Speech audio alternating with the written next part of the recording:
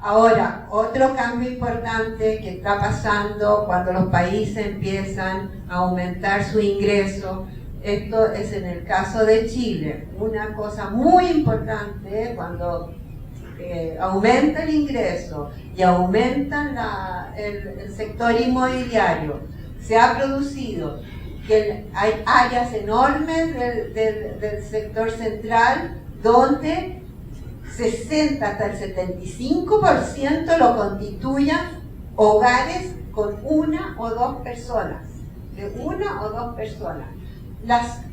Y de aquí del 1 al 29%, que son estas blanquitas, lo constituyen familias con hijos, y que son los que están más afuera. Así uno se va formando una nueva ciudad. Aquí en este color es 30, 40 personas de esta área tienen personas de 2 y 1 persona por hogar. O sea, está pasando muy parecido a lo que pasa en San Pablo, lo que pasa en Argentina, que empezó antes, lo que pasa en Uruguay y lo que pasa en toda Europa. Que los hogares se achican y por lo tanto se necesita más casa.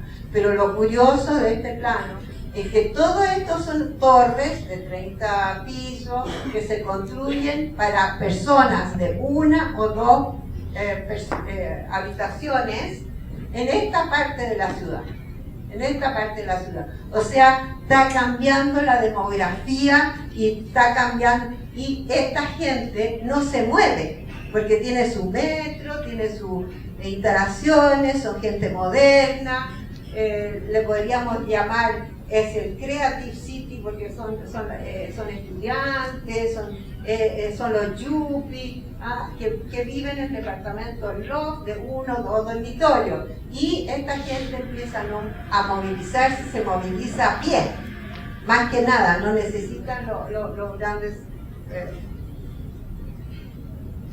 Y ahora nos vamos al clásico, nos vamos a los años 74, en verdad nos vamos a los años 63, porque con Lerner, yo soy viejita, entonces yo era de la época de Lerner, cuando viajé con él a Cuba, y fue toda esta gente que nos fuimos y estudiamos estas cosas cuando nos fuimos a Cuba.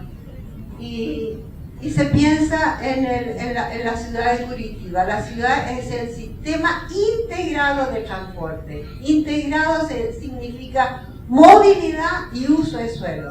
Aquí se hacen los grandes, el sentido de la movilidad se hace junto con un nuevo cambio de uso de suelo. Aquí en este nuevo cambio de uso de suelo se definen dónde viven la clase trabajadora, que tienen ingresos de tanto y que necesitan tanto tipo de densidad en viviendas colectivas, o dónde van a haber familias, casas de familia para ingresos más altos, que son de 120 habitantes por hectárea, las viviendas colectivas son de 180 habitantes por hectárea, y estos son en departamento y estos son unifamiliares de 70. Las áreas de renovación, las industrias, las rutas de los trabajadores, los parques, la agricultura.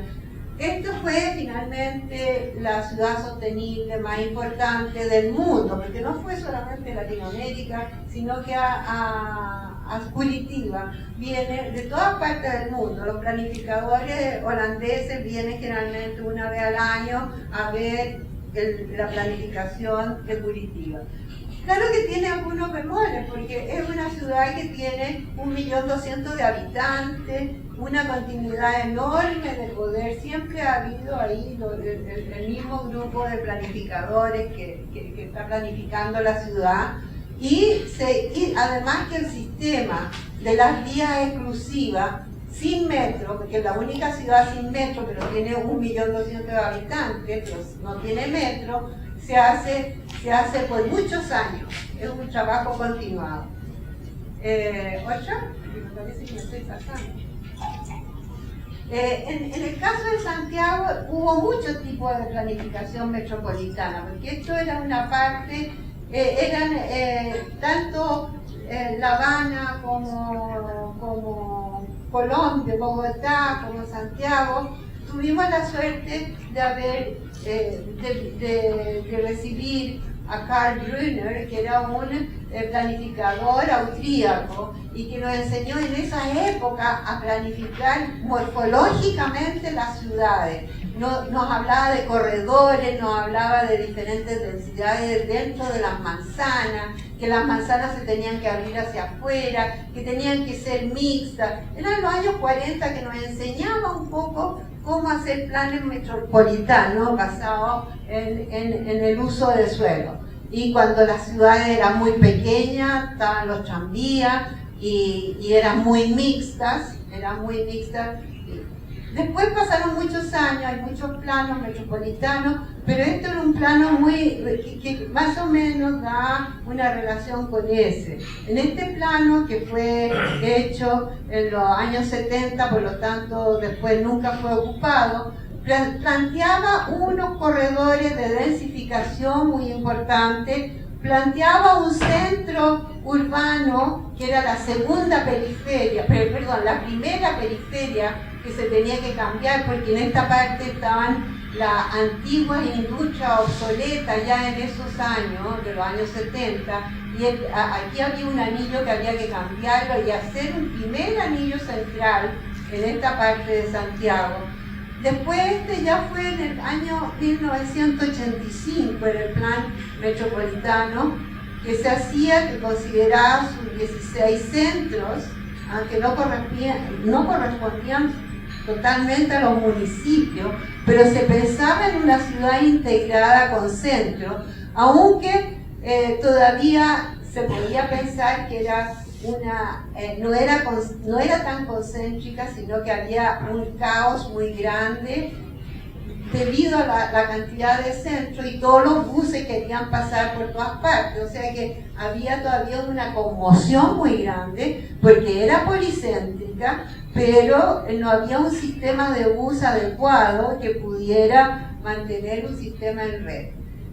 Esto ya pasa en los 2005, cuando se hace efecto este tipo de cosas, cuando ya la ciudad empieza a tener bastante dinero y hace el camino, el anillo central, botan todos los edificios obsoletos que estaban hechos con grandes esfuerzos y se hacen las grandes obras dentro de este anillo periférico central, y que son grandes obras que eran necesarias de hacer y se hacen los grandes corredores subterráneos para que sea posible esto. Y ahora con el Transantiago, que tomó toda la ciudad de una sola vez, y con el nuevo plan que sigue siendo el mismo plan de las centralidades, con un metro que es muy eficiente y con todo un sistema de transbordo de metros y que juntan los metros con el Transantiago, y en el futuro tendría que tener también los trenes que los van a recuperar, que se fueron en los años 70 y que ahora van a tener que recuperarse para dar fuerza a toda esta parte baja, para favorecer especialmente a la población de bajo ingreso. Los buses también están distribuidos en toda la ciudad, donde en cada parte se están creando centros comerciales, centros cívicos y qué sé yo.